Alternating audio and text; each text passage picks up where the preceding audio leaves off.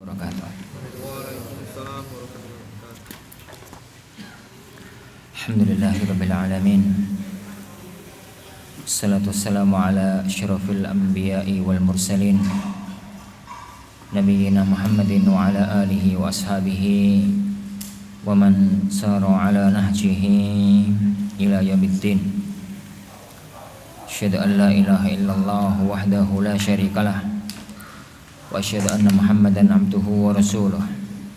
Allahumma salli wa sallim wa barik ala nabiyyina Muhammad wa ala alihi wa ashabihi wa man sara ala nahjihi ila yaumiddin, amma ba'd.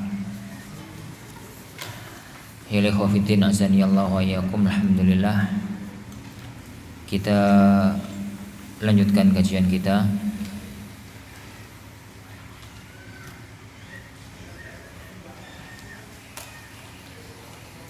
dalam pertemuan yang kedua. Tadi telah kita pelajari dua kaidah.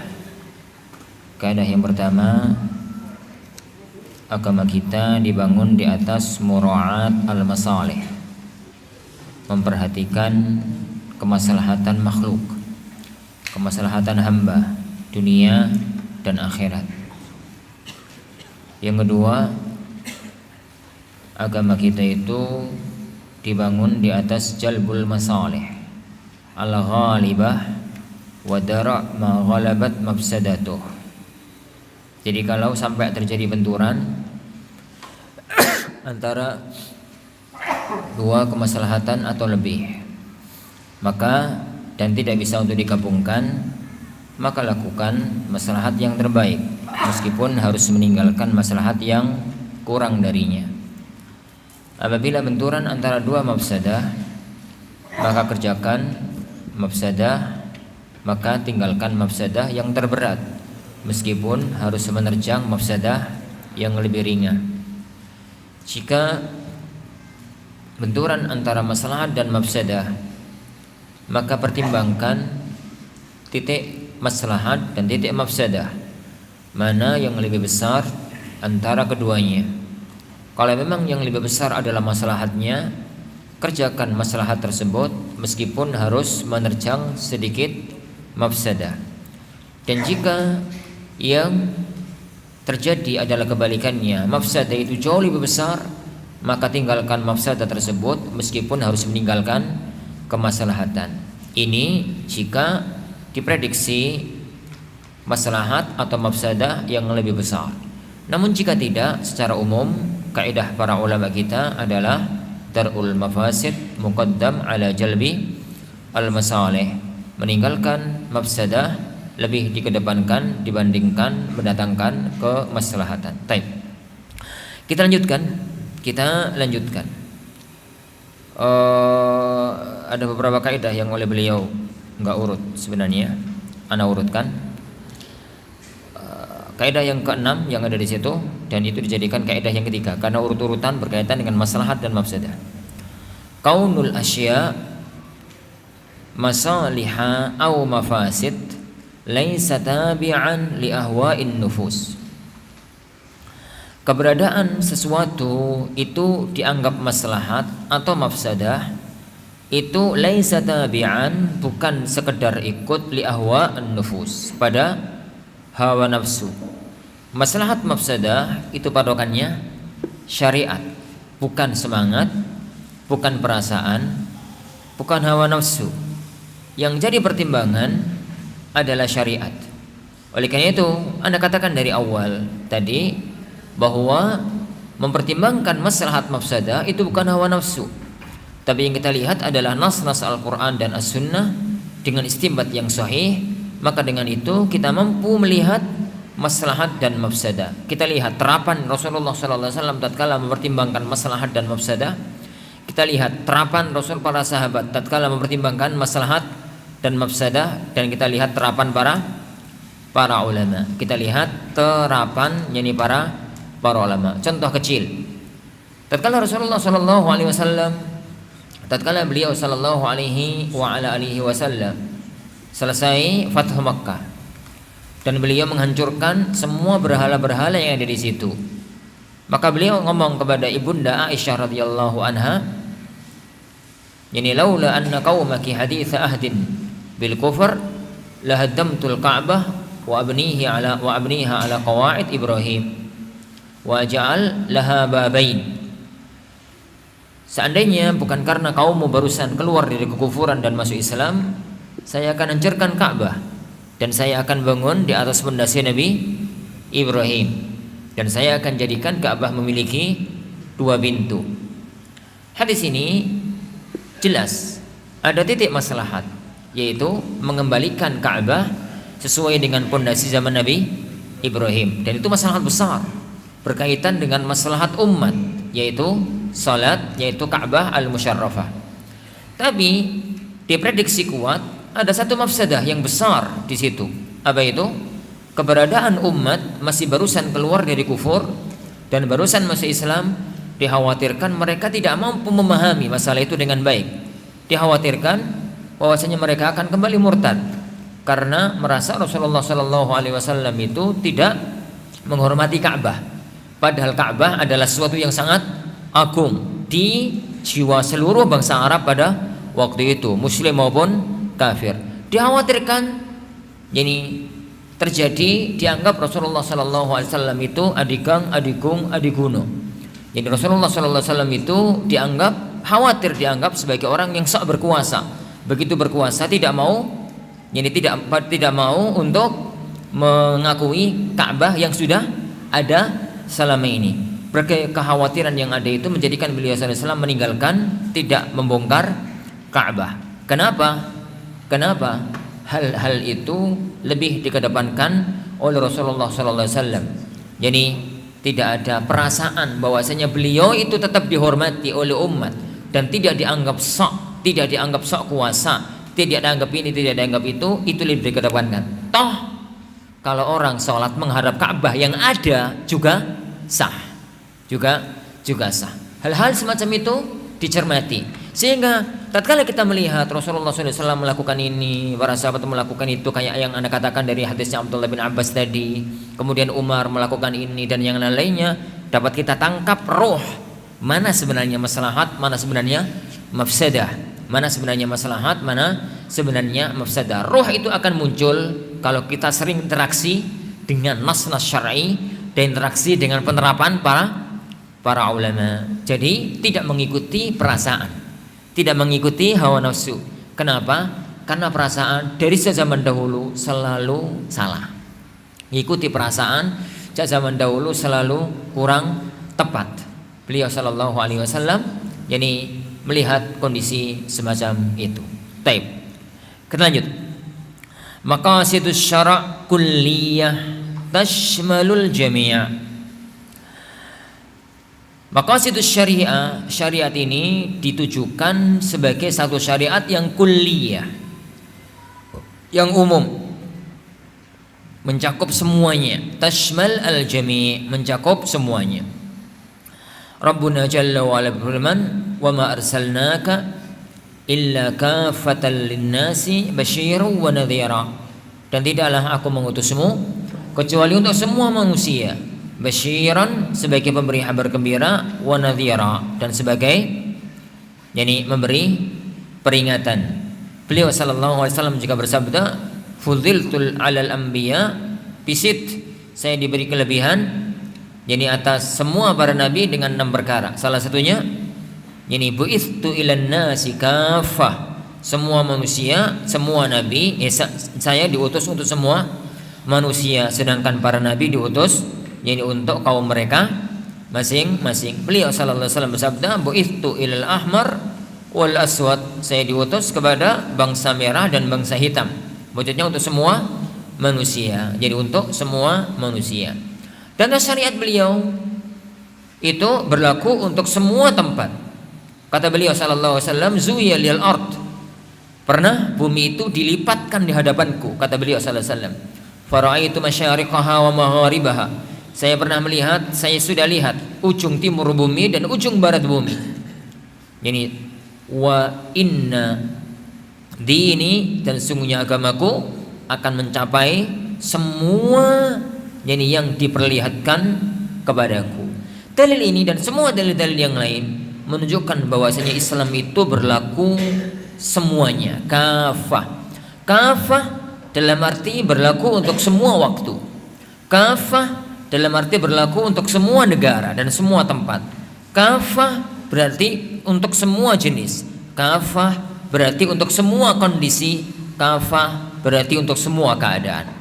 Islam syariat yang berlaku mulai orang sejak rahim sampai orang sudah tua, sampai pun orang itu meninggal dunia. Ada hukum syariatnya. Tidak ada satu marhalah manusia kecuali mesti ada hukum syariat padanya. Sampai pun orang masih dalam rahim, sampai pun manusia masih dalam alam rahim, sudah ada aturan syariatnya. Apa contohnya, ya, orang yang masih dalam rahim, sudah ada hak waris.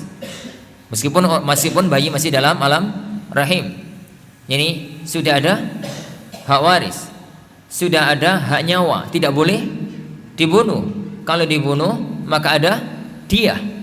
Jadi maka ada diyah dan ada hukum-hukum lain yang berkaitan dengan alam rahim. Sampai pun orang itu sudah sepuh, sudah tua, sampai pun orang itu telah meninggal dunia. Islam berlaku, Islam berlaku untuk semua kondisi, kaya maupun miskin. Ada hukum orang kaya, ada hukum orang miskin. Islam berlaku untuk semua jenis. Islam berlaku untuk laki-laki, Islam berlaku untuk perempuan, dan Islam untuk berlaku pada yang gak jelas laki-laki dan perempuannya. Khunsa, baik khunsa beneran maupun khunsa jadi-jadian. Ini wandu beneran, banci beneran yang tidak tercela, atau banci jadi-jadian yang tercela. Banci beneran itulah khunsa, sedangkan banci yang jadi-jadian itulah mukhannats. Yang tercela itu mukhannats, sedangkan khunsa tidak tercela. Kenapa? Insyaallah subhanahu wa ta'ala akan kita bahas nanti pada babnya, bahwasanya Islam tidak ada syariat yang berkaitan dengan jibillah. Baik, para hadirin azanillahu wa iyyakum, kita nggak akan bahas perincian hukumnya. Islam juga berlaku untuk negeri Arab, Islam juga berlaku untuk negeri Ajam. Islam juga berlaku untuk daerah yang banyak pohon semacam negeri kita, maupun daerah yang gersang semacam Jaziratul Arab, dan semuanya. Islam berlaku untuk kondisi normal sehari semalam 24 jam.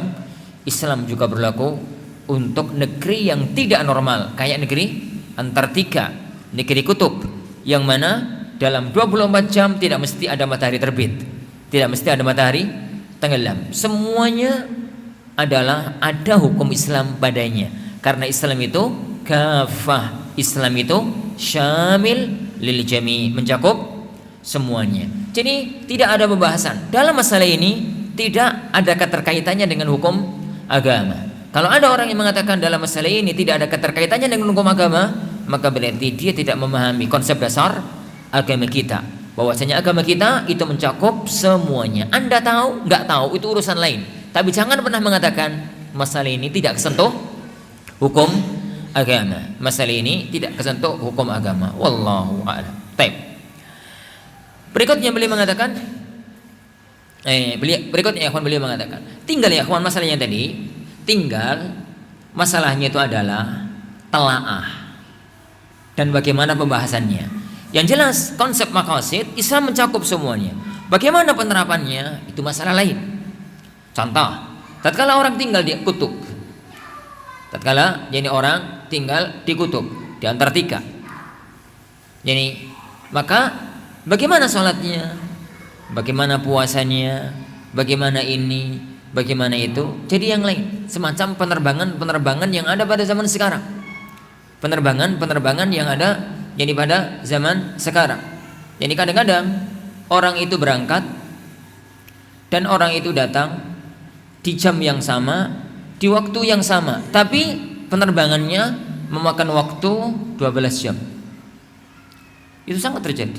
Karena beberapa kali ditanya sama ikhwah, saat ana berangkat dari negeri ini, ana berangkat jam 12 siang, ana melakukan penerbangan sekitar 14 jam. sampai di negeri yang dituju siang juga di tanggal yang sama dengan tanggal saya berangkat kemarin. Ini bisa, sangat bisa, sangat bisa. Sholatnya bagaimana dan macam-macamnya, nggak ada hukum, nggak ada kata-kata, nggak ada hukum. Tinggal Anda memahami masalah ini apa? Tidak, karena tanggal itu buatan manusia. Sedangkan masalah syariat sholat berkaitan dengan perputaran waktu. Masalah berkaitan dengan perputaran waktu dan yang lainnya. Wallahu a'lam. Itu namanya Islam itu, hukum itu mencakup semuanya.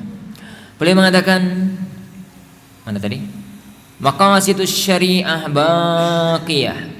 Salah satu di antara tujuan syariat bahwasanya syariat itu adalah baqiyah, langgeng. Ghair mutaghayyirah, tidak berubah. Bal hiya abadiyah. Yani bahkan akan tetapi syariat agama kita itu kekal. Syariat agama yani kita itu kekal. Gandengkan ya akhwan dengan kaidah yang nomor 2 dari bawah karena itu mirip. Min maqasidis syara', di antara maqasidus syariah baqa'us syariah, langgengnya agama, wa adamu dhiyaiha, dan tidak hilang, wala taghyiriha, dan tidak berubah. Islam itu kekal dalam arti akan tetap berlaku mulai sejak diturunkannya Al-Quran sampai hari kiamat nanti. Sampai hari kiamat nanti agama Islam ini tidak akan pernah punah. Agama Islam ini tidak akan pernah digantikan oleh syariat yang lain. Agama Islam ini tidak akan pernah disusul oleh Allah dengan syariat yang lainnya. Apa dalilnya? Sangat banyak. Dalilnya adalah firman Allah Subhanahu wa taala, "Inna nahnu nazzalna dzikra wa inna lahu lahafizun." Bahwasanya kami yang menurunkan al-dzikra, Al-Qur'an, dan kami yang menjaga Al-Qur'an. Kamilah yang menjaga Al-Qur'an. Penjagaan Allah Subhanahu wa taala terhadap Al-Qur'an pada 3 sisinya. Yang pertama, menjaga bacaannya. Yang pertama, menjaga bacaannya. Allah Subhanahu wa taala menjaga bacaan Al-Qur'an. Tidak ada satu huruf pun Al-Qur'an yang tergeser. Tidak ada satu kata pun dari Al-Qur'an yang hilang. Siapapun yang mengatakan bahwasanya Al-Qur'an ada yang hilang satu huruf saja, maka berarti dia telah kufur, keluar dari agama. Oleh karena itu, muncul ilmu tajwid, muncul ilmu qiraah, muncul ilmu rasm sebagai bentuk penjagaan Allah Subhanahu wa taala terhadap yani qiraah atau bacaan Al-Qur'an Al-Karim. Yang kedua, Allah Subhanahu wa taala menjaga makna Al-Qur'an. Makna Al-Qur'an. Penjagaan Allah Subhanahu wa taala terhadap makna Al-Qur'an itu berwujud munculnya apa? Tafsir. Jadi adanya hadis-hadis Rasulullah sallallahu alaihi wasallam yang memaknai, menjabarkan ayat ini maknanya ini, ayat ini maknanya ini. Yang kemudian dari waktu ke waktu tafsir semakin ada. Di awal-awal dahulu tafsir itu adalah bagian dari ilmu hadis.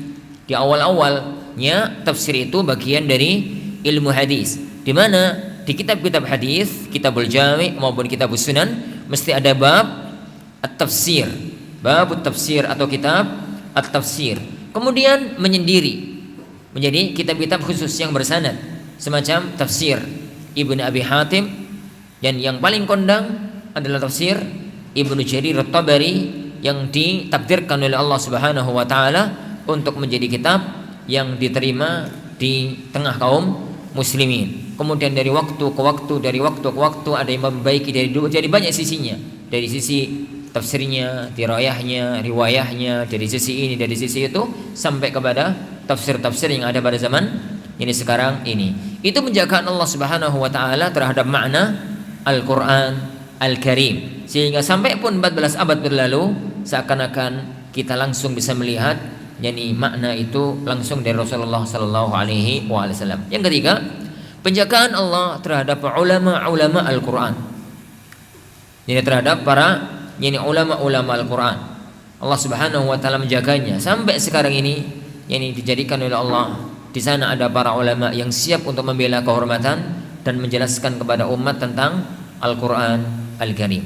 Nah, yang kedua ya ikhwan, dalil yang menunjukkan bahwasanya Islam itu kekal, abadi. Islam, yakni dalil-dalil semua ayat atau hadis yang menunjukkan bahwasanya Rasulullah SAW itu akhir para nabi. Tidak ada nabi setelah Islam. Tidak ada nabi setelah Rasulullah Muhammad SAW. Maka Muhammadun aba ahadin min rijalikum walakin Rasulullah wa khataman nabiyyin. Dan beliau SAW bersabda, ana khatamun nabiyyin la nabiyya ba'di. Saya adalah penutup para nabi, tidak ada nabi setelahku. Konsekuensi dari keberadaan beliau SAW adalah penutup para nabi, menunjukkan bahwasanya Islam itu akan kekal sampai nanti, yakni hari kiamat. Yang ketiga, dalil-dalil yang menunjukkan umat ini akan selalu ada ta'ifah mansurah, akan ada firqah najiyah sampai nanti hari kiamat yang memperbaharui agama kita sehingga tetap murni, tidak tercampur dengan kotoran apapun. Sabda beliau SAW, la tazalu ta'ifatun min ummati zahirin 'alal haqq la yadurruhum man khadalahum hatta ya'tiya amrullah wa hum kadzalik. Akan selalu ada satu kelompok dari umatku yang akan selalu tegak di atas kebenaran, tidak akan membahayakan siapapun yang mencela dan memudaratkan mereka sampai datang urusan Allah Subhanahu wa taala, sampai datang mendekati hari kiamat dan mereka tetap dalam kondisi itu. Dan masih banyak dalil-dalil yang lain yang menunjukkan Islam itu agama kekal, agama yang akan berlaku sampai hari kiamat. Tapi fahami satu masalah. Kekekalan Islam bukan berarti Islam itu beku. Maksudnya apa yang ada di zaman beliau sallallahu alaihi wasallam itulah yang diterapkan pada zaman sekarang. Itu enggak mesti. Kekekalan Islam itu dibuktikan dengan dua hal. Jadi ada hukum-hukum yang sawabit, dan di sana ada hukum-hukum yang mutaghayyirat. Di sana ya ikhwan ada hukum-hukum yang sawabit, ada hukum yang enggak berubah, sabit, tetap. Dan ini hukum-hukum yang berkaitan dengan ibadat. Rata-rata itu sawabit. Rata-rata jadi itu sawabit. Jadi dijadikan oleh Allah Subhanahu wa taala kekal agar ibadah itu tidak berubah dengan perubahan zaman. Oleh karena itu diharamkan bid'ah, yakni pembaharuan dalam masalah ibadah. Sehingga sholat yang ada sekarang adalah sholat yang ada di zaman beliau sallallahu alaihi wasallam. Puasa yang ada pada zaman sekarang adalah puasa yang ada di zaman beliau sallallahu alaihi wasallam. Haji yang ada sekarang adalah haji yang ada di zaman beliau sallallahu alaihi wasallam. Beliau sallallahu alaihi wasallam bersabda, "Iyyakum wa muhdatsatil umur, fa inna kulla muhdatsatin bid'ah. Man amila amalan laisa alaihi amruna fa huwa rad." Barang siapa yang melakukan amalan perbuatan yang tidak ada contohnya dari kami, maka amal itu tertolak. Itu tawabit. Yang kedua, di sana ada hukum-hukum yang mutaghayyirat, hukum-hukum yang berubah. Perubahan hukum ini bukan karena hawa nafsu, tapi karena dua hal, kaidah dan illah. Kaidah dan illah. Jadi Allah Subhanahu wa taala menetapkan kaidah dan Rasulnya sallallahu alaihi wasallam menetapkan kaidah. Kaidah ini tetap langgeng sampai hari kiamat, tapi penerapannya berbeda dari satu waktu ke waktu yang lain. Naha Rasulullah sallallahu alaihi wasallam an bai'il gharar.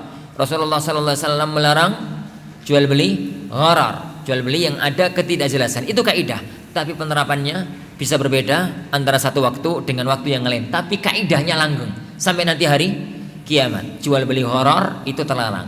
Bisa jadi penerapan yang ada di zaman beliau sallallahu alaihi wasallam dulu gharar, sekarang tidak. Bisa jadi sekarang gharar, besok tidak. Bisa jadi sekarang tidak gharar, besok iya, tapi kaidahnya tetap sama. Kaidahnya tetap sama. Yang kedua illah. Apa itu illah? Sebab hukum. Al-hukmu yaduru ma'al illati wujudan wa adama. Hukum itu tetap, jadi hukum itu berkisar pada illahnya, iya atau tidaknya. Iya, jadi atau tidaknya. Jadi itu makna langgeng. Jadi jangan benturkan antara kaidah ini dengan kaidah yang lain, juga masuk dalam kaidah maqasid, yaitu yani al-ahkam yani tataghayyar bi taghayyuriz zamani wal makan. Hukum itu bisa berubah dengan perubahan zaman dan tempat. Hukum bisa berubah dengan perubahan zaman dan tempat, itu posisi kedua, yaitu ahkam mutaghayyirat.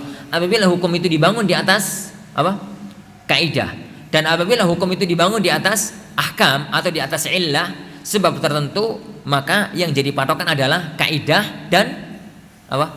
Illahnya. Adapun praktek lapangannya bisa berubah dengan perubahan zaman. Bisa berubah dengan perubahan zaman. Ada hukum-hukum itu yang tafsilnya, perinciannya langsung ada, dan itu tidak bisa berubah dengan perubahan zaman yang ada. Yang penting agama kita itu adalah jadi agama yang kekal sampai datangnya nanti hari kiamat. Paham itu? Jadi agar tidak jadi masalah. Contoh para ikhwan azanillahu ini wa iyyakum. Jadi contoh para ikhwan azanillahu masalah illah. Jadi masalah yani illah. Kita katakan bahwa hukum-hukum yang dipadukan dengan illah, hukum yang Allah turunkan, yang Rasulullah SAW turunkan, tapi diharamkan, dihalalkan karena hukum tertentu, karena sebab apa? Tertentu. Maka patokannya itu adalah ilahnya, dan itu bisa berubah dengan perubahan yani yang ada, dengan perubahan yang ada. Contoh, kita katakan tentang jual beli emas dengan uang online.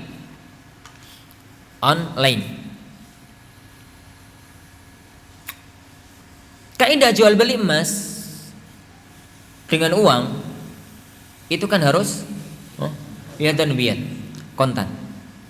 Kenapa? Karena kaidahnya, ilahnya itu adalah barang ribawi, satu ilah dua jenis, itu tak? Jadi ilah, satu ilah dua jenis, maka harus kontan, tidak boleh tertunda. Kalau di zaman dahulu, tatkala jual beli belum ada online, gak pernah ada masalah, hukum ini gak pernah muncul. Tapi begitu ada online, ada jual beli emas online, maka muncul masalah. Kita katakan hari ini jual beli emas online itu nggak boleh. Kenapa? Karena mesti ada jeda waktu. Dikirim sekarang, dibayar sekarang, dikirim sekarang, 2 hari 3 hari lagi baru datang.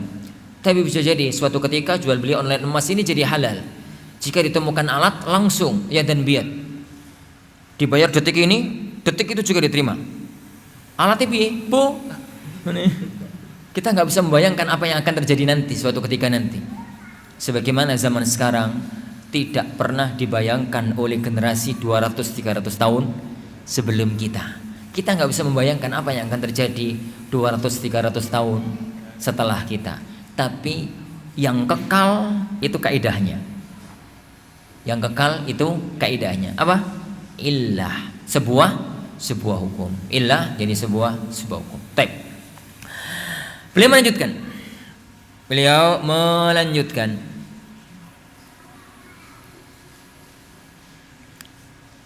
Mana tadi? Maksudus syara' iqamatul hayatid dunya min ajalil akhirah. Kalau ada yang bertanya, ya simpan aja pertanyaannya sampai liqa maftuh. Ana akan usahakan kitab ini hatam. Tapi ini memahami lebih diutamakan daripada kewebut. Nek kewebut ket mau sebar ya. Tinggal beberapa kok. Taib kaidah berikutnya, maksudus syara', salah satu di antara pokok dasar syariat itu adalah iqamatul hayatid dunya min ajlil akhirah. Menegakkan kehidupan dunia untuk akhirat. Maksudnya orang hidup di alam dunia ini, apapun aktivitas yang dia amalkan hendaknya demi akhiratnya. Itu maksudnya, maksud dari kaidah ini. Dan itu salah satu kaidah yang sangat pokok dalam agama. Ini akan mengontrol akidah seseorang, ibadah seseorang, aktivitas dunia seseorang, apapun aktivitasnya, itu adalah iqamatul hayatid dunya min ajlil akhirah, menegakkan kehidupan dunia untuk akhirat. Apa dalilnya? Dalilnya sangat banyak. Antum semua apalah dalilnya. Bahwasanya orang hidup itu dunia untuk akhirat. Satu dalil yang sangat pokok, dalil yang kita semua meyakini, hidup dunia ini bukan hidup pertama, sebagaimana bukan hidup yang terakhir. Kita akan melewati barzakh dan intinya memasuki alam akhirat. Sedangkan kehidupan akhirat nanti ditentukan oleh rahmat Allah, dan rahmat Allah ditentukan oleh amal ibadah kita selama di alam dunia. Selama di alam dunia. Dan itu adalah tujuan Allah menciptakan kita di alam dunia ini. Wa ma khalaqtul jinna wal insa illa liya'budun. Ibadah dalam arti umum. Tidaklah aku ciptakan manusia, jin dan manusia kecuali untuk beribadah kepadaku. Ibadah dalam arti umum. Ibadah dalam arti yang disebutkan oleh Al-Imam Ibnu Taimiyah rahimahullahu taala, yakni ibadah dalam arti, dalam kitabnya Ubudiyah, ismun jami'un likulli ma yuhibbuhu Allah wa yarda minal aqwal wal af'al adh-dhahirah wal batinah. Yani semua ismun jami'un itu jangan diterjemahkan nama yang mengumpulkan gitu ya, enggak enak terjemahnya. Segala sesuatu, bahasanya itu ben roto keren. Segala sesuatu ismun jami', segala sesuatu yang dicintai dan diridhai oleh Allah Subhanahu wa taala, baik itu ucapan maupun perbuatan, yang nampak maupun tidak nampak. Itu ibadah. Dalam arti apapun hidup kita di alam dunia ini jadikan sebagai ibadah untuk mendekatkan alam akhirat. Firman Allah Subhanahu wa taala, "Wabtaghi fima ataqallahu ad-daral akhirah wa la tansa nasibaka minad dunya." Cermati ayat ini dengan baik. Wabtaghi dalam surat Luqman, wabtaghi fima ataqallahu daral akhirah. Carilah dari fima, mama mausul. Jadi fima ataqallah, semua yang Allah berikan kepadamu, kesehatan, rizki, istri, ini itu, semuanya yang Allah berikan kepadamu, yang dicari adalah ad-daral akhirah. Dunia itu wala tansa, jangan sampai lupa.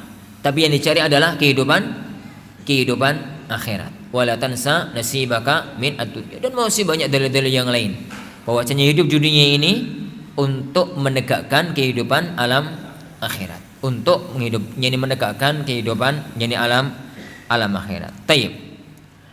Tinggal sekarang masalahnya bagaimana praktek lapangan terhadap kaidah ini. Dunia ini menegakkan kehidupan alam akhirat.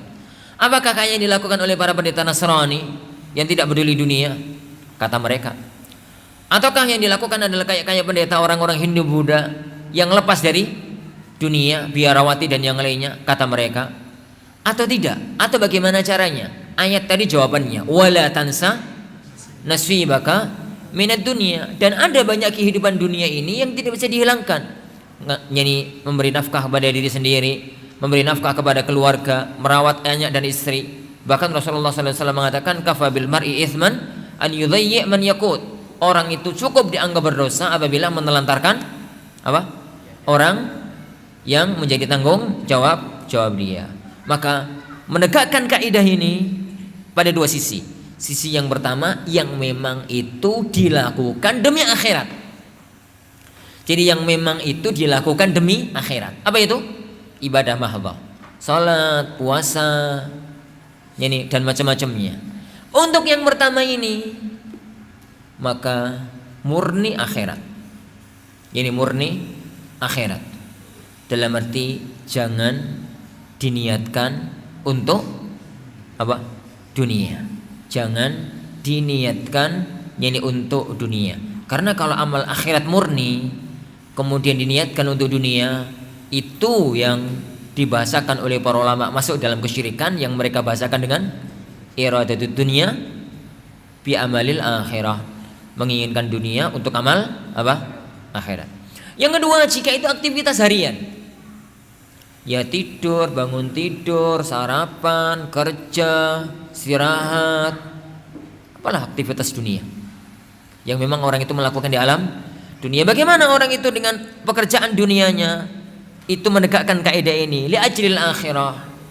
Jadikan amal itu menjadi penambah pahala akhirat, minimalnya jangan memperhambat kita nanti di alam akhirat. Bagaimana bangun tidur itu berpahala, bagaimana sarapan itu berpahala, bagaimana masuk kamar mandi keluar kamar mandi itu berpahala, bagaimana kerja itu berpahala. Dan itu kaidahnya dua, apa ya ikhwan? Niat dan amal. Niat dan amal. Al-amalu maknanya adalah lakukan yang sesuai syariat. Lakukan yang sesuai syariat. Bagaimana bangun tidur dengan konsep syariat? Bangun tidur, baca zikir, kemudian ini, kemudian itu. Bangun tidurnya amalnya amal syar'i. Sarapan bagaimana sarapan yang syar'i? Baca basmalah, tangan kanan, ini, itu, dan macam-macamnya. Kerja konsep syar'i. Bagaimana kerjanya?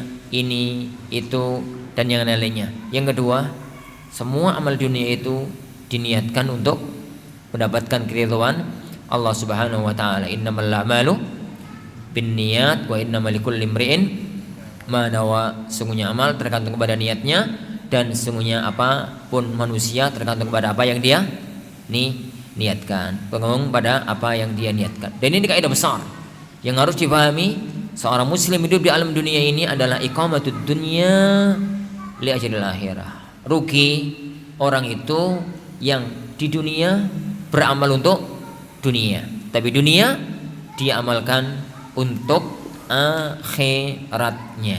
Jadi untuk akhiratnya. Baik. Perhatian azani Allah wa yakum. Iqamatul hayatid dunya min ajli al-akhirah. Kalau ada di antara kita yang berpikir, Ustaz, kalau memang semacam itu nanti kan dunianya kurang, nggak beres. Bukan, salah, malah kebalikannya. Kalau orang itu hidupnya itu adalah menegakkan kaidah ini, di dunia ini hidup berjalan dalam kehidupan, tujuannya adalah untuk akhirat, maka itulah titik kesuksesan orang hidup dunia dan akhirat.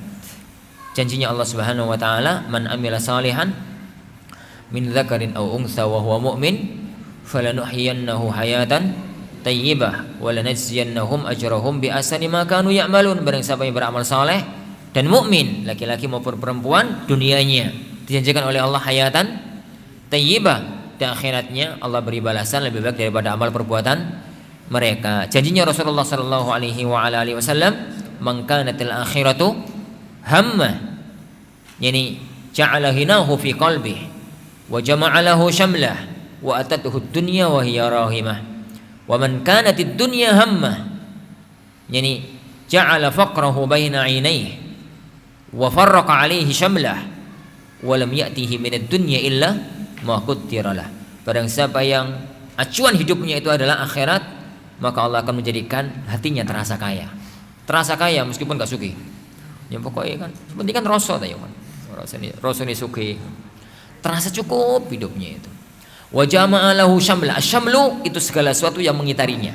Istrinya, anaknya, tetangganya, teman-temannya, apa? Ya ini kudanya, ontanya, kucingnya, segala sesuatu yang ada di sekitar dia. Itu syaml. Allah akan menjadikan jamaah, mengumpulkannya, semuanya menyenangkan. Duwe kucing yang menyenangkan, duwe tikus yang menyenangkan, ini duwe diobakan oleh tikus itu yang menyenangkan. Ini kanakal-nakal man macam tikus itu. Ini duwe apa gitu menyenangkan, punya istri menyenangkan, tambah istri lagi yuk menyenangkan. Kamu lek karu-karuan. Ini. Punya harta yang menyenangkan, punya kendaraan yang menyenangkan, itu jamaah lahu syamlah.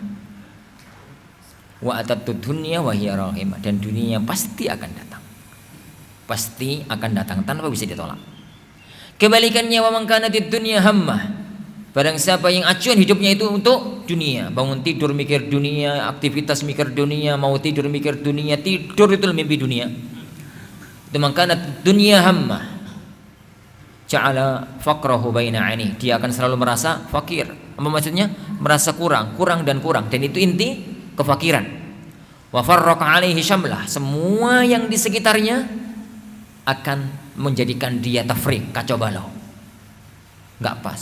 Ya punya anak kena narkoba, punya harta enggak bisa nikmati, punya kendaraan ya enggak bisa nikmati, punya ini, punya apa, punya tetangga menjengkelkan, punya teman yang nipu dan macam-macamnya. Farraqa 'alaihi syamlah wa lam ta'tihi minad dunya illa ma qaddaralah. Dan tidak akan datang dari dunia dia kecuali yang telah menjadi takdirnya. Nah, tapi itu iqamatud dunya min ajli al-akhirah, dan itu salah satu di antara pondasi dasar agama kita. Baik. Yang berikutnya, beliau mengatakan min maqasidis syara' al-muhafadzah 'alal juz'iyat min ajli al-hifadz 'alal kulliyat.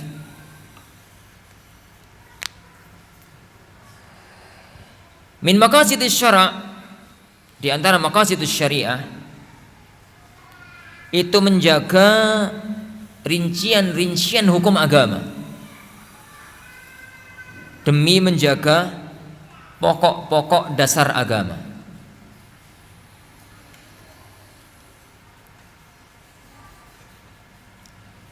Satu masalah yang sangat penting para ikhwatan azanillahu wa iyyakum di dalam,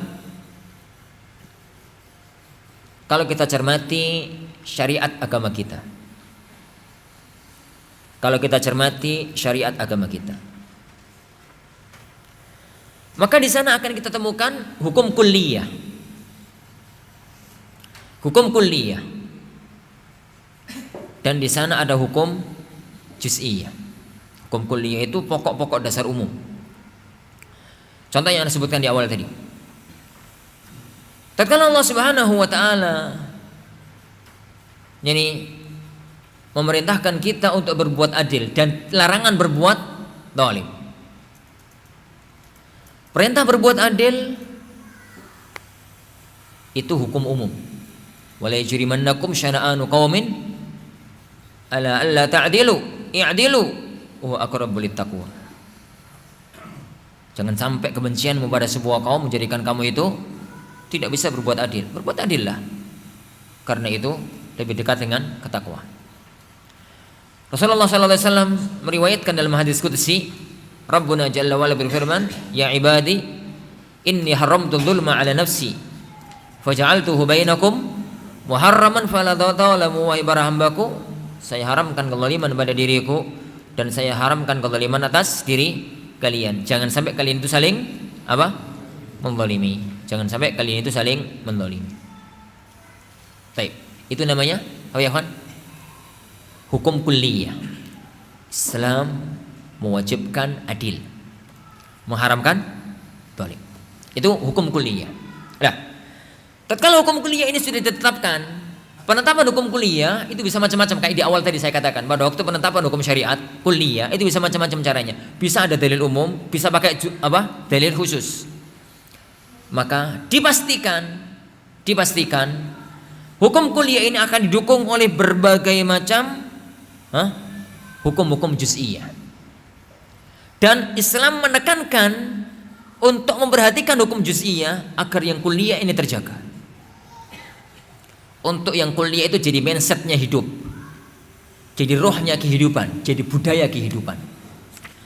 Taib, kita cermati misalkan, mulai dari masalah adil dan zalim dari semua sisi. Dari semua sisi. Masalah adil dan zalim yang memang itu nampak jelas sebagai adil dan zalim. Mencuri haram, menzalimi orang, gitu toh. Ngerampok haram, menzalimi orang. Menjual yang menutup cacat haram karena menzalimi orang, tidak berbuat adil. Punya istri 2, ini harus adil, kalau enggak haram. Punya anak harus adil, karena kalau belat sebelah harus haram. Semuanya dibangun di atas itu, dan itu ada perincian-perinciannya. Anak satu disenengi dikasih sawah, anak yang satu enggak disenengi enggak dikasih sawah. Apa hukumnya? Enggak boleh. Dalam hadis Nu'man Ibnu Bashir. Dalam hadis Nu'man Ibnu Bashir. Kalau ini jelas, tapi ada beberapa hukum yang adil dan tidak, nggak terlalu nampak di situ. Tapi rohnya itu larangan kozak. Kenapa kozak dilarang? Karena nggak adil sama rambut. Ini, nek dicukur, cukurin kabeh. Nek gak dicukur, jangan cukur semua. Bukankah kozak itu halqul ba'd wa tarkul ba'd? Halq ya kawan, ingat kozak itu halq, bukan taksir. Salah memahami masalah ini sering menjadikan kacau balau memahami masalah kozak. Al-halqu itu cukur pelontos, gundul pacul itu loh, itu halq. Tark itu sebagian, itu dibiarkan. Al-qaza'u itu pelontos siso, pelontos siso, pelontos siso, pelontos siso. Itu halq. Itu qaza'. Adapun ini dawa, ini dipotong 4 sisir. Di sini 2 sisir. Di sini 1. Maka begitu, itu bukan qaza'. Tapi kalau sudah mendekati halaq, maka itu masuk dalam wa manittaqus syubuhat faqad istabra'a li dinihi wa 'irdi. Tapi itu bukan halaq. Bukan halaq. Bukan qaza'. Kenapa motong rambut aja kok jadi masalah? Ya ben bohong, model tikus, model ini, model itu. Boleh. Biar orang itu adil sampai pun pada rambutnya. Adil sampai pun pada rambutnya. Larangan berteduh di tempat yang separuh dingin, separuh panas. Ngerti? Nek manas kabeh. Nek neduh semua. Kenapa? Berbuat adillah pada dirimu sendiri. Panaskan kabeh. Yani gak dipanaskan kabeh. Larangan make sandal 1. Kalau mau pakai sandal, pakai dua-duanya. Kalau gak ada, lepas dua-duanya. Hilang Ustaz, tentengan. Sampai ketemu. Atau kalian pakai sekalian. Kenapa? Adillah pada kakimu.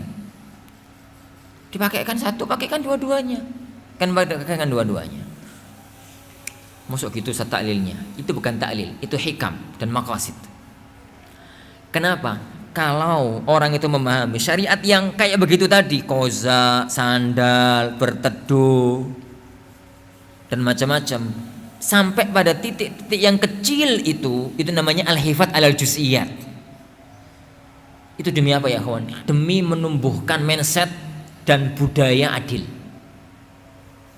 Orang itu kalau sudah terbentuk budaya adil, kepada siapapun dia akan adil. Karena jadi presiden dia akan adil, jadi orang kaya dia akan adil, jadi ketua pesantren dia akan adil, jadi polisi di tengah jalan dia akan adil, jadi tukang sampah dia akan adil. Karena mindset dan budaya adil dia miliki. Dibangun di atas apa ya kawan? Budaya itu tidak bisa dibangun di atas kuliah, tapi dibangun di atas juz'iyat, kecil. Jadi mindset hidup, jadi budaya hidup. Kalau orang sudah budaya, apapun bisa jalan dengan landai. Dan orang itu baru bisa landai ya kawan. Dan bisa apa? Baru jadi akhlak itu kalau sudah landai. Karena yang namanya khuluq itu adalah suatu yang rasih fi dzihn, yang mendalam dalam jiwa, yang membuat orang berlaku tanpa harus memikir lagi. Contoh yang lain ya kawan. Salah satu kulliyatus syariah itu al-iqtisad, adamu taqdir wal israf.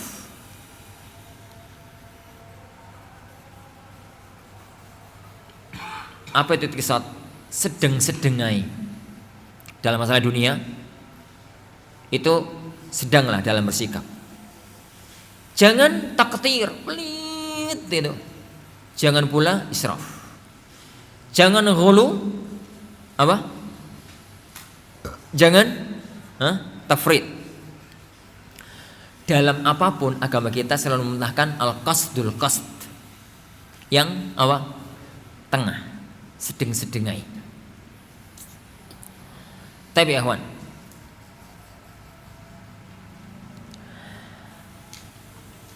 jangan mubazir, jangan pelit. Jangan mubazir, jangan pelit. Itu kan roh umum, itu namanya kulliyah. Coba kita cermati sekarang juz'iyatus syariah yang berkaitan dengan masalah ini. Yang dibicarakan apa ini? Makan ya? Wis makan nih. Jadikan makan. Kalau kita cermati juz'iyatus syariah, akan kita dapatkan. Pertama, ada konsep-konsep umum. Yakfi li bani Adam luqaimatun yuqimna sulbah.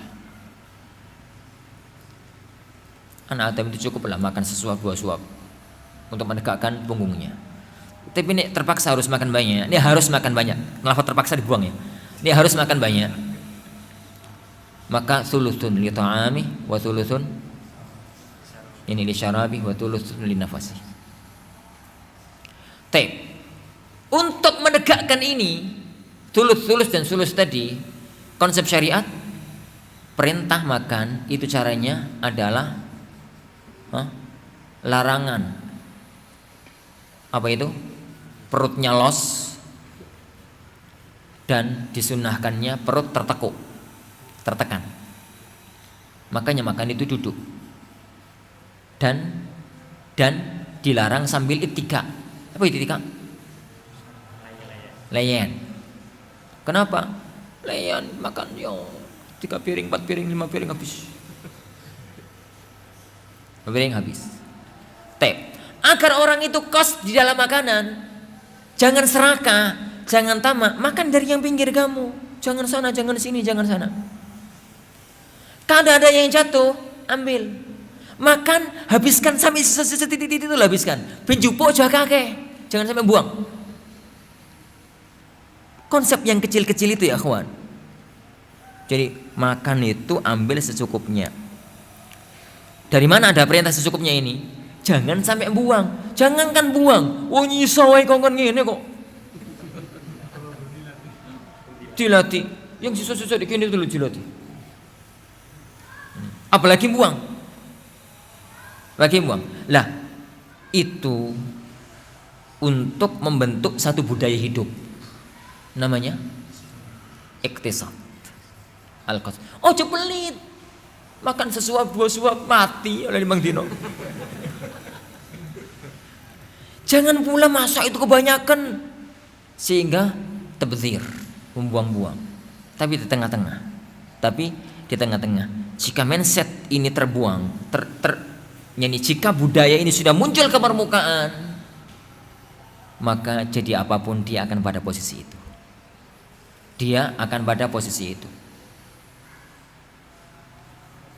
Dia jadi presiden, nggak pelit, juga nggak buang-buang harta negara. Dia memegang harta umat, dia begitu. Dia memegang harta rumah tangga, maka dia posisinya la taqdir wala tabdzir. Kalau orang ya kawan itu melakukan dunia harta itu dengan apa adanya, nggak buang-buang, nggak asalan, maka akan terkumpul sisa yang seharusnya dibuang sekarang nggak seharusnya ini ngumpul. Yang ngumpul ini kembali pada kaidah sebelumnya, iqamatud dunya li ajli akhirat, digunakan untuk yang lainnya. Muncullah sedekah, muncullah zakat, muncullah amalul bir, muncullah ini, muncullah itu, dan dengan itu terbentuklah hayatan thayyibah di tengah masyarakat. Dan itu yang diinginkan oleh syariat. Itu dalam bahasa maqasid ya ikhwan. Jadi yang kita bicarakan itu kulliyatus syariah. Jangan antum bayangkan, jangan pernah terbayangkan bahwasanya syariat yang itu ini itu nggak bersambung. Itu ada sambungannya. Nyambungkannya itu yang kita belajar dalam ilmu kita.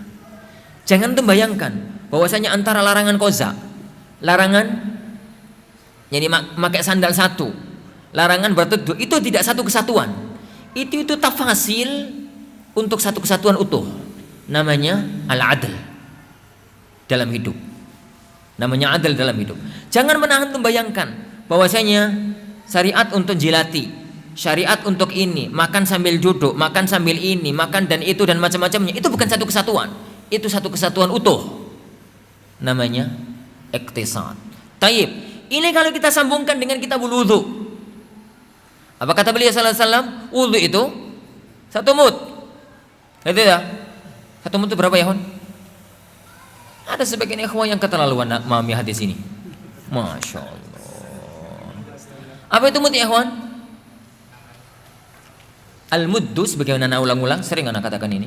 Sebagian ikhwan yang ada di YouTube, ya, ikhwan, meraktekkan wudhu itu sama ini. Setengahnya lagi. Ke wudhu apa dulina? Dibilang itu sunnah Rasulullah sallallahu alaihi wasallam. Wallahi itu bukan sunnah Rasul. Sunnahnya beliau sallallahu alaihi wasallam wudhu itu satu mud.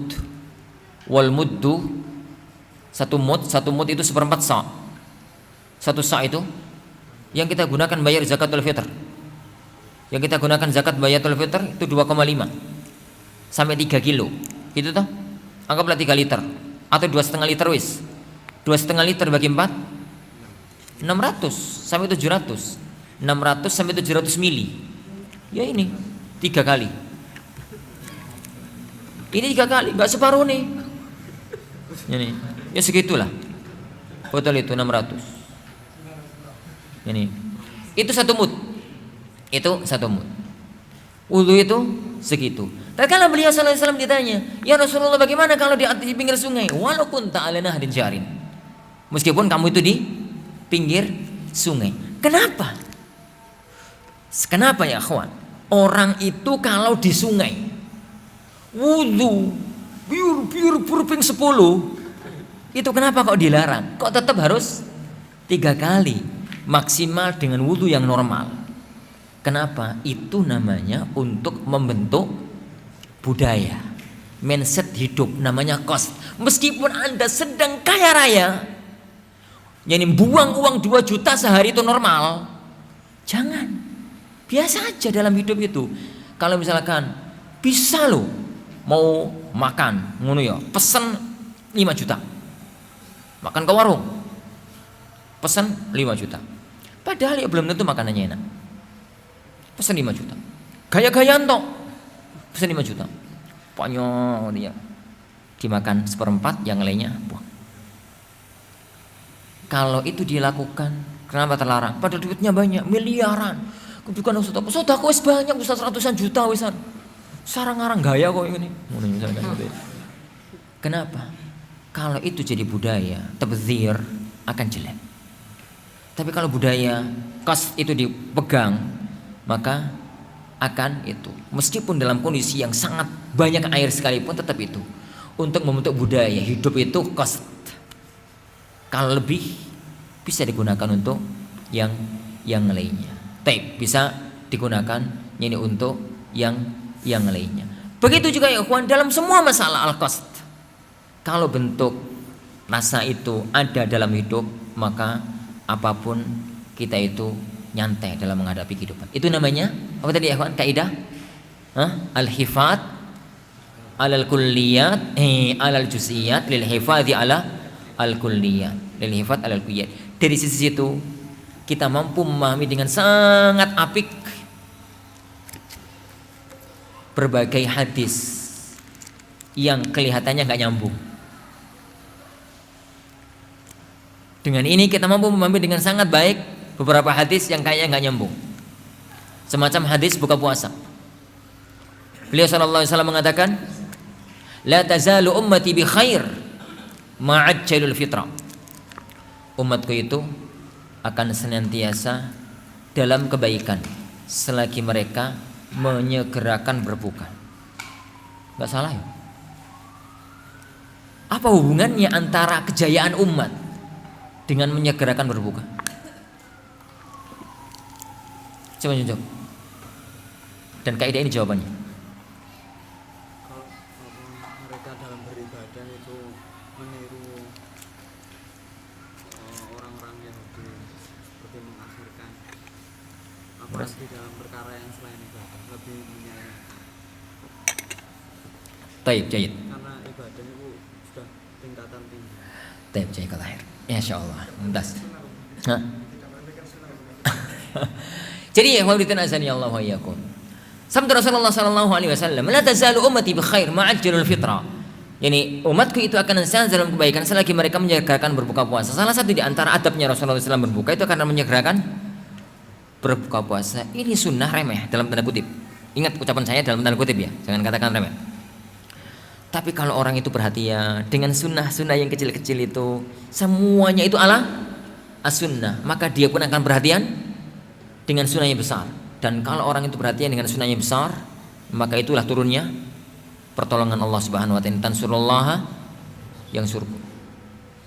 Yang surkum. Sehingga tidak muncul kaidah-kaidah nyeleneh bin ajaib. Yang penting itu ngomong khilafah, itu tuh enggak penting. Yang penting itu ini, itu tuh enggak penting. Dari mana mungkin akan tegaknya khilafah kalau sunnah Rasulullah SAW dihilangkan, dikacaukan. Ini macam itu. Itu namanya kaidah al-hifat alal juz'iyat lil hifat ala al-kulliyat. Dan ambil semuanya. Ini ambil semuanya itu akan semacam itu. Semua hukum kuliah yang umum itu akan dipadu dengan hukum-hukum kecilnya. Hukum-hukum juz'iyat. Kalau benar terjemahkan juz'iyat itu dengan hukum kecil, hukum perincian lah gitu bahasanya tepatnya. Baik. Min maqasidis syara'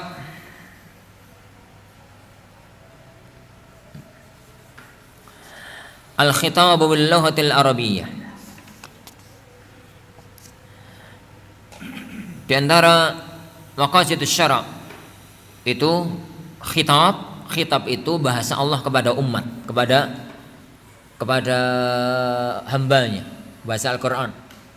Itu bil lughati al-arabiyyah. Dengan menggunakan bahasa Arab. Dengan menggunakan bahasa Arab.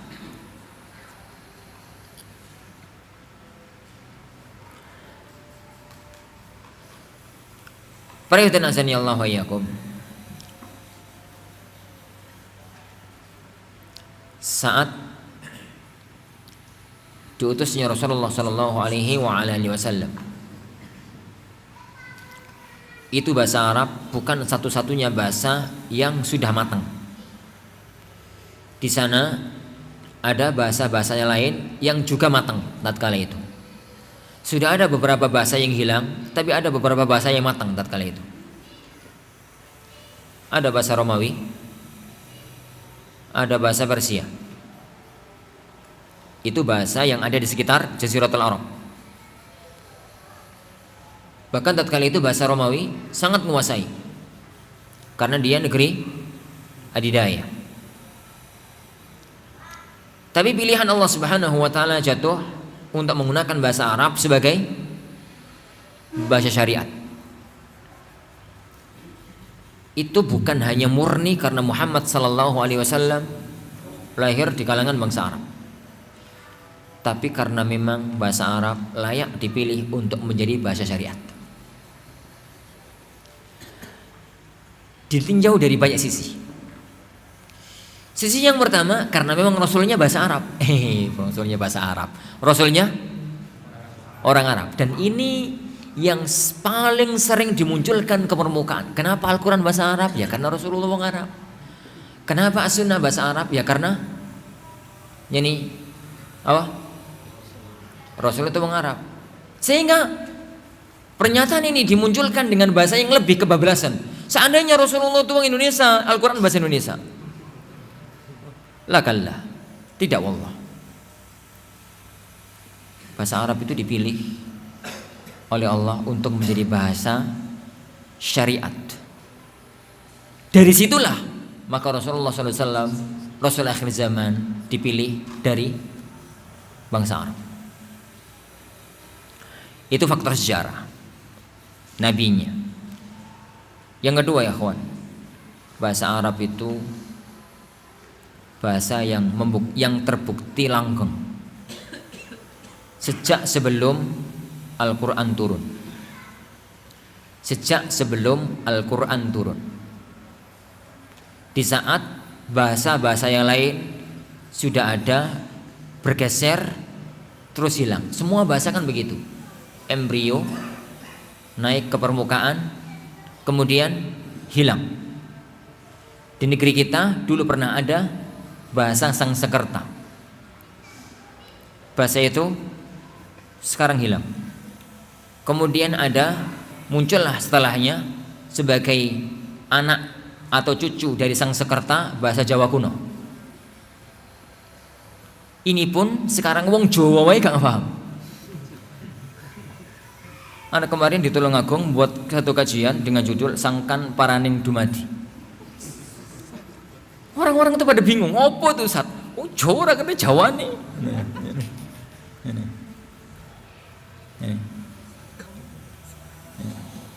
No, itu orang nggak ngerti. Ini. Sangkan Paraning Dumadi. Ini. Oh ya, itu bahasa Jawa kuno yang sekarang orang Jawa sendiri sudah nggak paham. Sangkan itu songkok, dari mana? Paraning, paran, kemana? Dumadi, kejadian. Kejadian kita ini berawal dari mana dan akan menuju kemana? Itu dulu bahasa inilah yang dahulu digunakan oleh para wali songo. Bahasa Jawa yang itu. Bahasa ini sekarang hilang. Ganti bahasa ngoko nih wong Gresik. Ini. Dan ana yakin suatu ketika bahasa ini akan hilang. Dan semua bahasa begitu. Bahasa Indonesia baru berapa tahun sudah melewati beberapa masa. Dulu bahasa Melayu menjadi bahasa Indonesia, menjadi ejaan yang disempurnakan. Sekarang menjadi ejaan baru lagi. Dan kita nggak pernah tahu bahasa Indonesia ini bertahan sampai kapan. Bahasa Arab itu bahasa langgeng. Jauh sebelum datangnya Rasulullah SAW bahasa Arab sudah ada. Bahasa Arab sudah ada. Para ulama hanya berselisih. Sejak kapan bahasa Arab itu sudah mulai ada?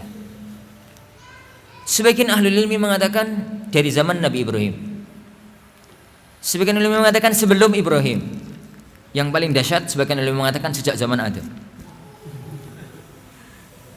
Itu ilmu sejarah bahasa. Ilmu sejarah bahasa. Anda katakan ya kan kaidah yang Anda sebutkan di awal tadi. Kalau orang kepingin menguasai syar'i, fahami, oh ya kan, kuasai kaidah yang ketiga yang Anda sebutkan tadi. Yaitu apa? Ma'rifatul ba'd minal kul. Semua ilmu itu fahami titik-titik. Jangan fokus pada satu titik, yang lainnya blank. Itu akan menjadikan ilmu Anda kacau. Kenapa? Ilmu itu saling berkait. Semua ilmu itu saling berkait antara satu dengan yang lainnya. Dengan yang lainnya. Lepas dari masalah itu, tapi yang pasti, bahasa Arab itu sudah ada sebelum Ismail. Dari mana? Tatkala Ibrahim alaihissalatu wassalam yang dari negeri Kanaan, negeri Babil. Babil itu di mana? Di Irak. Negeri Babilonia. Bi Babil Harut wa Marut, di negeri Babil. Yani itu membawa istri dan anaknya ke Al-Wadi ghairi dzar' inda baitikal muharram, ke Makkah. Singkat cerita, ada orang-orang dari Yaman perjalanan dagang menuju ke Syam. Perjalanan dagang menuju ke Syam. Di situ mereka melihat ada sumur, ada air, kepingin tinggal di situ. Mereka siapa? Orang-orang Qahtan. Orang-orang Jurhum. Orang-orang Qahtan dari negeri Yaman. Mereka bahasa Arabnya asli. Bahasa Arab asli. Nikah dengan Ismail yang dari negeri Kanaan. Yang dari negeri Kanaan. Nikahlah mereka. Dan dirilah lahirnya orang-orang Arab. Orang-orang Arab keturunan Ismail itu namanya Al-Arabul Musta'rabah. Arab Plesteran. Arab Plesteran Jurhum dengan orang-orang dari Kanaan. Jadi orang-orang dari Kanaan. Orang Jurhum aslinya sudah nggak ada. Qahtan yang ada sekarang bukan Qahtan yang dimaksudkan pada zaman itu. Ini Jurhum yang aslinya sudah tidak ada. Dan asli orang Arab itu kabilah Jurhum di Yaman, yang mereka menggunakan bahasa Arab asli. Sejak zaman itu sampai zaman Rasulullah Shallallahu Alaihi Wasallam tidak pernah bergeser. Padahal zaman itu melewati bahasa Suryaniyah, melewati bahasa Ibraniyah, dan dua bahasa itu di zaman Rasulullah Shallallahu Alaihi Wasallam sudah hampir punah. Sudah hampir punah. Tinggal orang-orang itu yang mampu untuk membaca kitab itu dengan bahasa Ibrani dan bahasa Suryani. Jadi itu yang kedua. Dari sisi sejarah. Yang ketiga, bahasa Arab itu memiliki keistimewaan huruf. Hurufnya paling banyak. Ini paling banyak. Lah, kok hurufnya paling banyak? Kan 17 Ustaz. 27 atau 28? Yang paling banyak. Iya, tapi per huruf itu bisa dibaca 3, 4. Ini gitu. Itu bisa dibaca A, I, U. Sukun. Jadi 4. 4 kali 28. Berapa itu? Banyak. Huruf kita A, I, U, E, O itu 5 huruf yang berbeda. Ini 5 huruf yang berbeda. B tetap B. Ini kepingin dibaca B, ba, tambah huruf, tambah A. Kepingin dibaca B, tambah I, gitu toh. Di bahasa Arab satu huruf itu tanpa ada tambahan kata-kata apapun. Jadi hurufnya paling banyak. Itu yang ketiga. Yang keempat, makna bahasa Arab itu paling dalam dan paling luas. Paling dalam dan paling luas. Sehingga pilihan kata dalam bahasa Arab itu sangat menentukan makna. Kata cinta itu disebutkan Ibnu Qayyim lebih dari 15 kata dan masing-masing mempunyai makna yang berbeda. Cinta itu kan ada hub, ada khullah, ada syaghaf, ada isfaq, ada ishq, ada berapal. Disebutkan Ibnu Qayyim Jauziyah rahimahullah taala dalam Raudatul Muhibbin, mengandung makna yang sangat luas. Jadi harimau itu ada asad, ada apa? Ada namir, apa itu? Namir, ada Usama, ada Fahad, ada Abdul Harith, ada ini, ada itu. Oleh itu singa. Ini, dan itu beda-beda titiknya. Tatkala digunakan bahasa namir, itu bukan tatkala digunakan bahasa Fahad dan yang macam-macamnya. Dan hakada, akhwan. Itu semua adalah salah satu di antara beberapa faktor kesengajaan syariat itu diturunkan menggunakan bahasa Arab, terutama titik yang terakhir. Ma'ani bahasa Arab itu yang terluas.